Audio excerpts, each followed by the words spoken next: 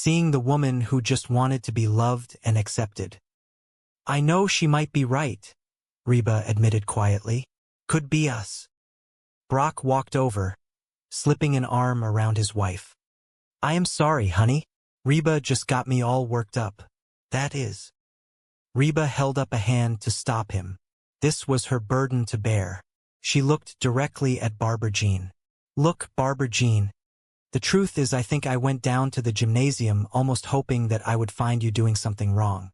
You know, anything. So I could feel superior to you and your skinny butt. So, I am sorry. Barbara Jean looked at her, a slow smile spreading across her face. The hurt vanished, replaced by a radiant, almost overwhelming joy. Sorry? Yeah, Reba confirmed, feeling slightly bewildered by the reaction. This is great, Barbara Jean practically squealed, clapping her hands together. For the first time since we have known each other, you want to be me. I do not want to be you, Reba corrected quickly, panicking slightly. I know. It is even better, Barbara Jean crowed, stepping closer. You want to look like me. Reba turned and bolted for the kitchen, desperate for an escape route. Hey, where are you going? Barbara Jean called after her. Just going to go grab something to eat, Reba yelled over her shoulder. I will see you next year. Upstairs, far removed from the dramatic revelations in the living room, a quieter, more tender moment was unfolding. Van was sitting on the edge of the bed, staring blankly at a television screen that was not turned on. Cheyenne walked quietly into the room, holding a brightly colored shopping bag. Hey, buddy, Van said softly, looking up. What are we watching? No, we are not. Want a rock, paper, scissor for it? Let us go. You are going to pick scissors, are not you?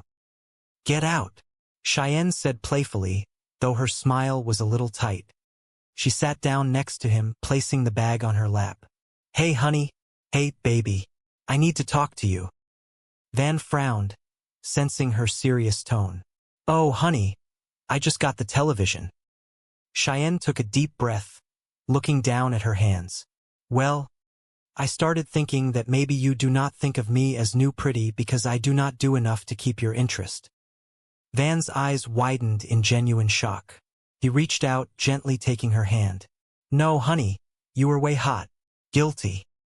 But anyway, Cheyenne continued, her voice trembling slightly, I thought that maybe I should, change my look every now and then just to keep things fresh.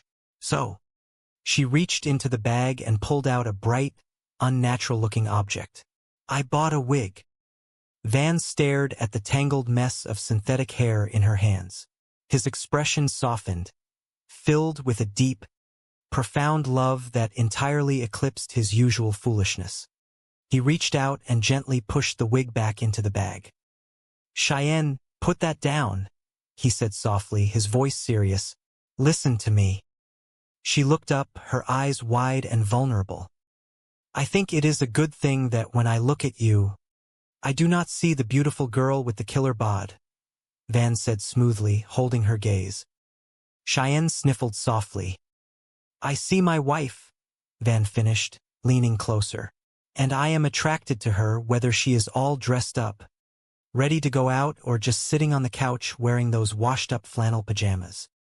Cheyenne smiled, a genuine, relieved expression washing away the insecurities that had plagued her all day. Really? Yeah, Van nodded firmly. You are beautiful to me because of who you are. Ah, Cheyenne sighed, leaning her head against his shoulder. I feel kind of stupid. Van laughed softly, kissing the top of her head. That is also who you are, and I love it. He stood up, pulling her to her feet with gentle persistence. Come on, you. Where are we going? Cheyenne asked, a playful glint returning to her eyes. Oh, we are going upstairs, Van declared, a wide grin spreading across his face. Cheyenne raised an eyebrow, stopping in her tracks. Hold on. I thought you did not want me to leave you alone. Van pulled her closer, his voice dropping to a theatrical whisper. Sometimes I want to feel new pretty. As they walked out of the room, the heavy atmosphere that had choked the house all day finally lifted. Downstairs, Reba was quietly eating a piece of leftover pizza. Barbara Jean was happily chattering about her next workout routine, and Brock was just grateful to have survived the day. They were a mess of insecurities, misunderstandings, and chaotic energy. But beneath it all, they were tied together by an unbreakable bond.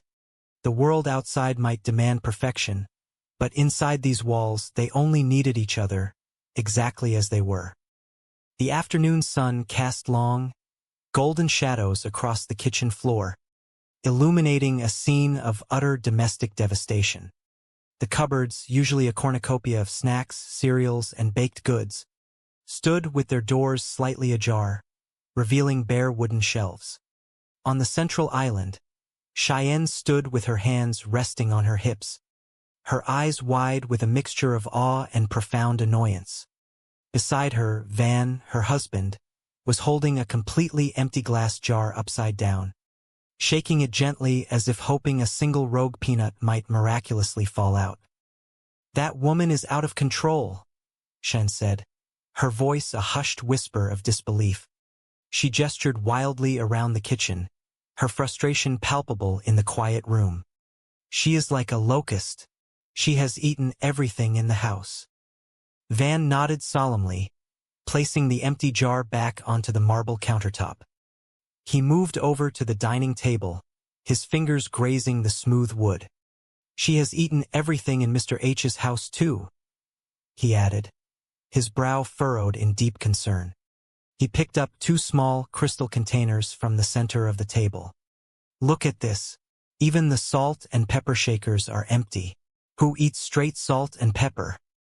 Cheyenne sighed, leaning heavily against the counter. The situation had gone far beyond a simple case of a healthy appetite. It was a phenomenon. "Why do not you just tell her she has eaten too much?" she asked, looking at Van with pleading eyes. Van immediately took a step back, holding his hands up in a defensive posture. "You tell her," he countered quickly. Dealing with his mother-in-law's eccentricities was one thing, but confronting the newly transformed and highly sensitive Barbara Jean about her ferocious eating habits was a task he was not prepared to handle. "No, you tell her," Cheyenne insisted, crossing her arms over her chest.